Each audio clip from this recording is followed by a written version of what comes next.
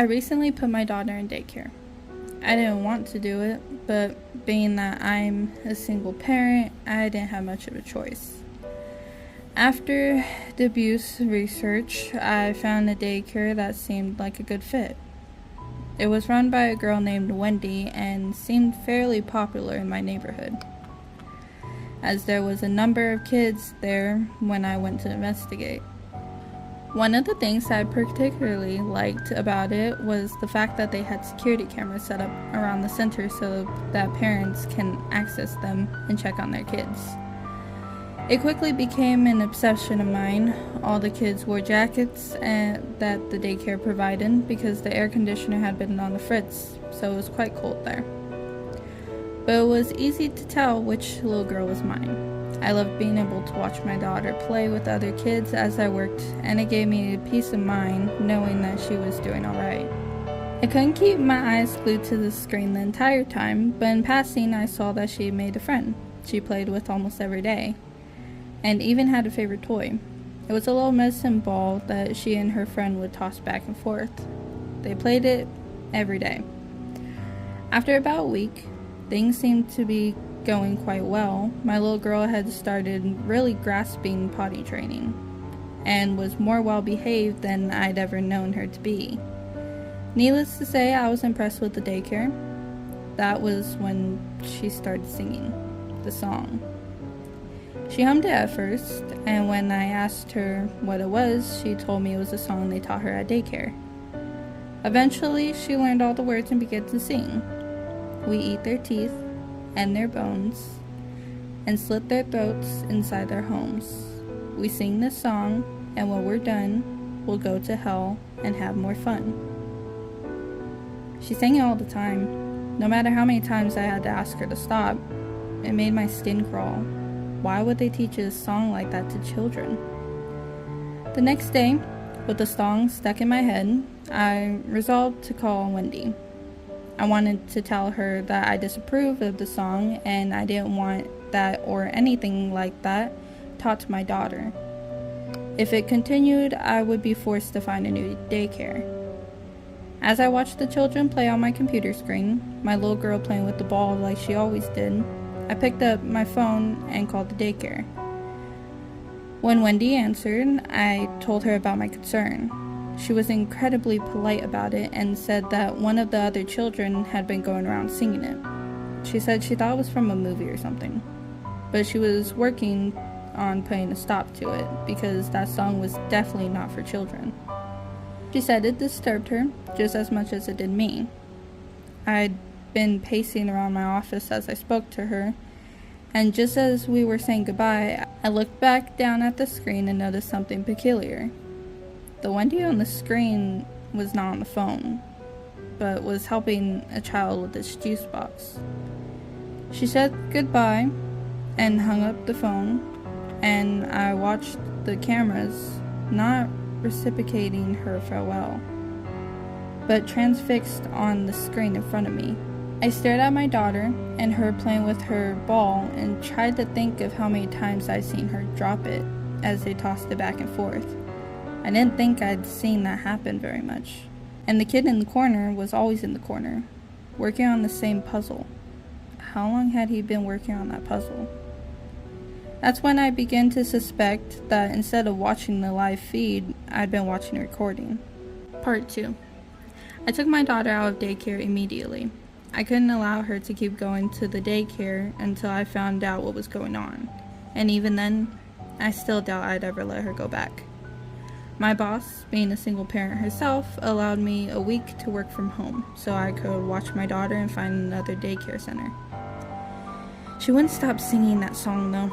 Every morning before I even went into her room to wake her up, I could hear her singing it. And at night, after I put her to bed and thought she was asleep, I could hear that song coming from her room. It played back over and over again in my dreams and in my head.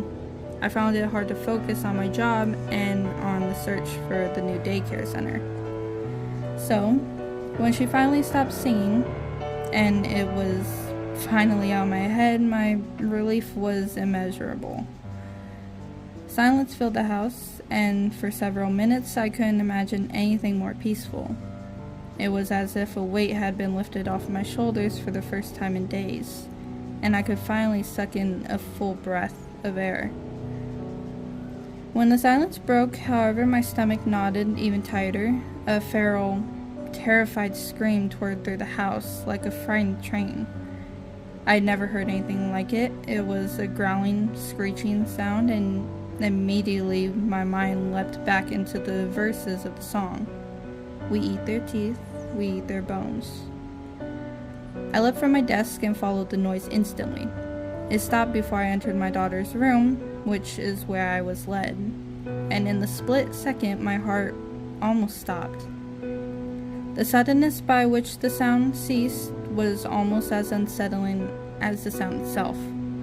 When I stepped in, I didn't see anything at first, not even my daughter. Then I found her crouched in the corner with her back to me. She looked like she was busy with something, and I couldn't hear a strange sound that even now I can't describe. I rushed over to her and picked her up, and my hands felt a sticky wetness on her clothes. It was warm and thick and reminded me of syrup. I turned her around and saw that what I was touching was the blood that covered the front of her shirt, and I immediately panicked. I didn't think of anything else other than to find out where she was bleeding. I carried her to the bathroom and ripped her shirt off and scrubbed quickly with a washcloth to find the cut. I found a few scratches on her arm and scrubbed harder, looking for the source of so much blood, but I found nothing. In my panic to clean her up, I hadn't noticed until that moment that she wasn't crying or even making a sound at all. I looked up to her face, and aside from the blood that was smeared across her chin, she looked completely fine. Her jaw worked up and down, chewing on something, and with shaky fingers, I fished it out of her mouth. It looked like a thin piece of leather. I threw it in the trash and wiped my hands on my jeans, and picked my daughter up to carry her back to her room to investigate the origin of the blood. In the corner of her room, where I'd originally seen her crouched, was a dead body. Bloody, tangle of fur and tendons that I immediately recognized as the cat that I'd adopted from the shelter only a year ago. It was missing an ear. I screamed at her. I screamed out of fear, out of anger and panic at my daughter, who just stood there next to me with blood drying on her hands, arms, and face, while her blue eyes stared back at me like blank pools of water. I put her in the bathtub while I cleaned up the mess in her bedroom. I scrubbed with hydrogen peroxide and carpet detergent until my arms were sore. But by the end of it, there was still a small brownish stain that would serve as a reminder of what had happened to my cat. In the bathroom, I heard the echoes of my daughter's voice as she sang the song again. I didn't get much sleep that night. Whenever I closed my eyes, I saw the corpse of my cat lying in the corner, and my stomach knotted up even tighter. When I did fall asleep, it was only for a few hours. I woke up at 3 to the muffled voice of my daughter through the wall. She was praying. She said the following prayer 3 times without pause. Now I lay me down asleep. I pray the Lord my soul to keep. And when I die before I wake, I pray the Lord my soul to take. We'll play and sing among the dead, and he shall feed us blood and bread.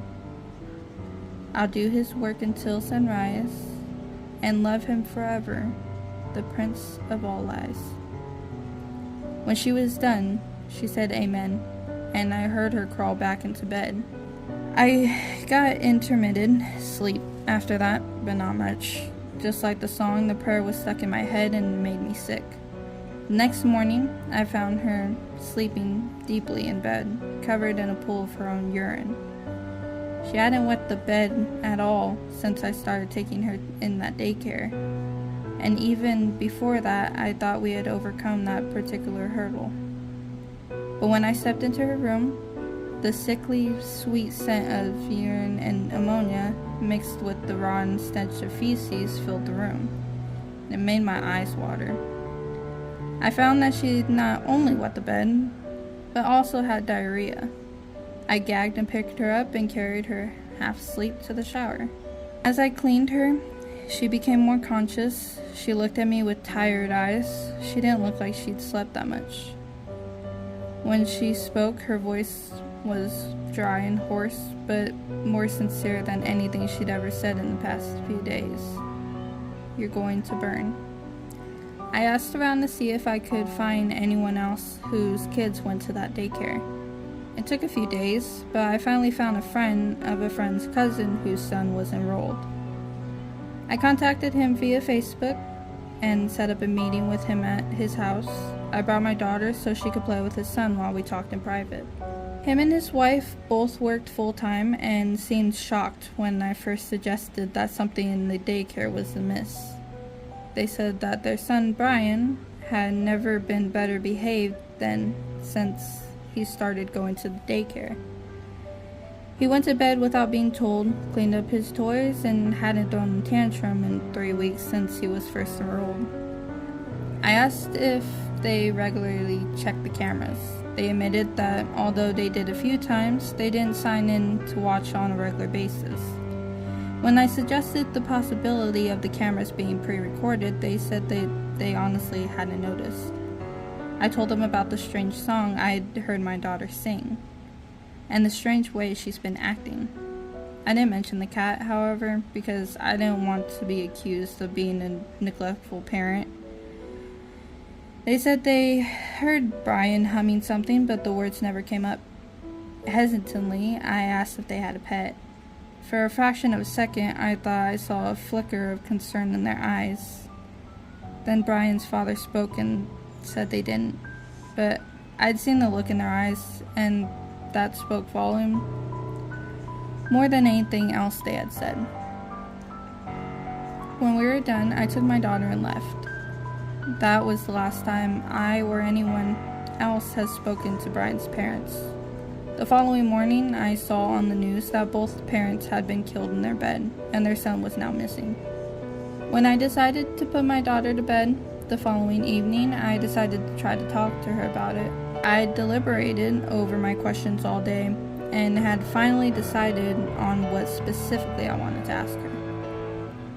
I've transcribed the questions and the answers to my best ability below. What sort of games did you play at the daycare with Miss Wendy? We play imagination games. Who taught you the song that you sing? Miss Terry. Who's Miss Terry? I don't know. Is she friends with Miss Wendy? No, she plays the imagination games with us.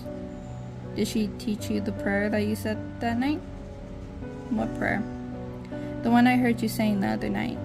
I repeated the prayer. I don't know. I just know it.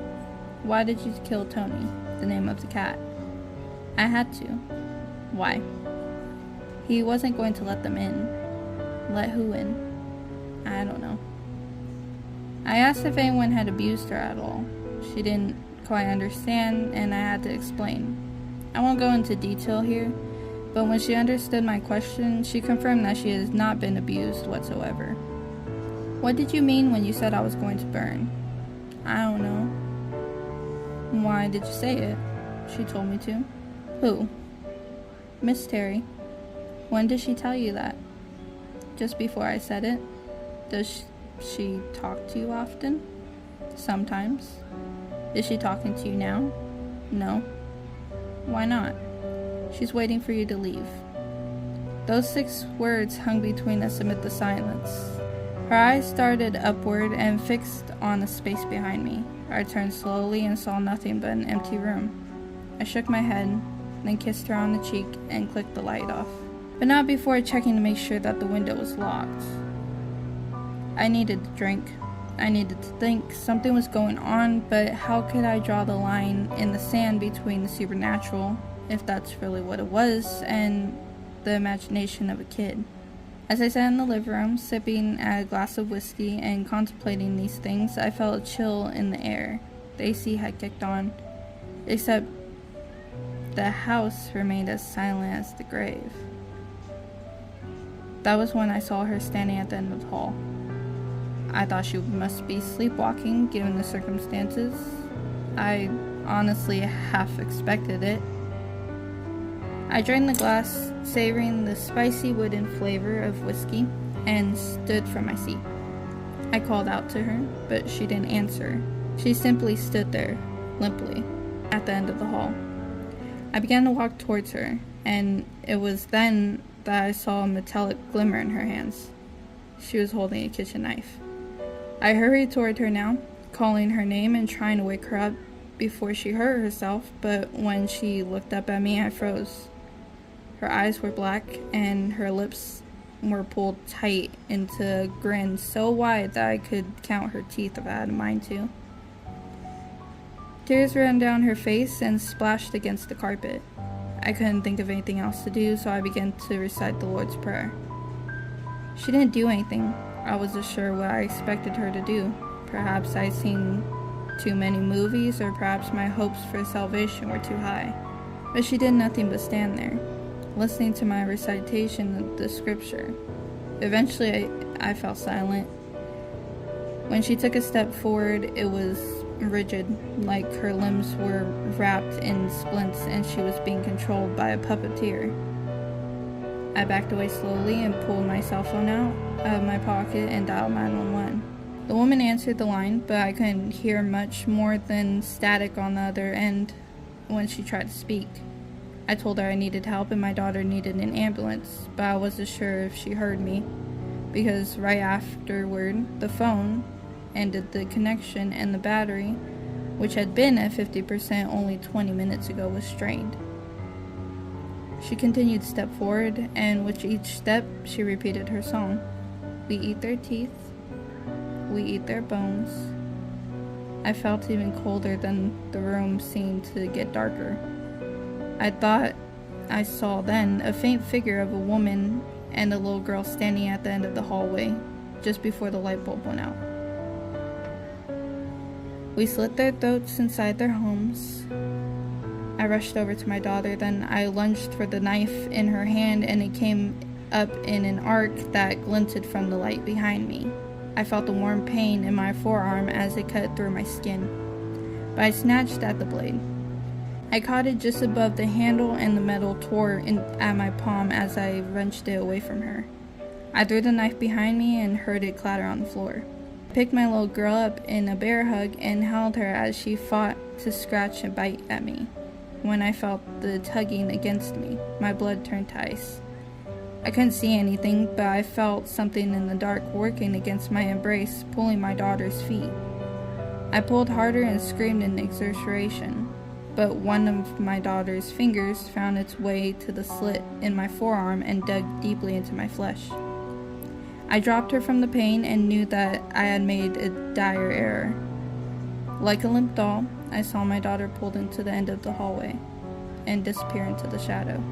I ran after her and clicked the light on in her bedroom to illuminate the rest of the hall from the ambience. But the hallway was empty. My daughter was gone.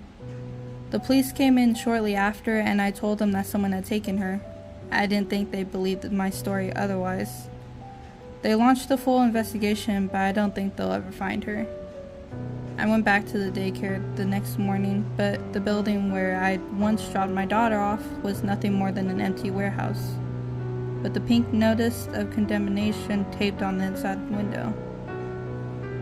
The website I once logged into to check the cameras no longer existed either, not even in my internet history. I still wake up at night. It's usually around 3 in the morning, and I can feel the same coolness that I felt the night she disappeared. Once I thought I could even hear a whisper come through the silence. It wasn't her voice, but I can make out 3 words: Pi, I, Ozine. I don't know what language it is, but it's stuck with me ever since. If anyone has any information on the whereabouts about my little girl, please let me know. Her name is Dorothy. She's 3 years old, has blonde hair and blue eyes, and was last seen wearing pink pajamas.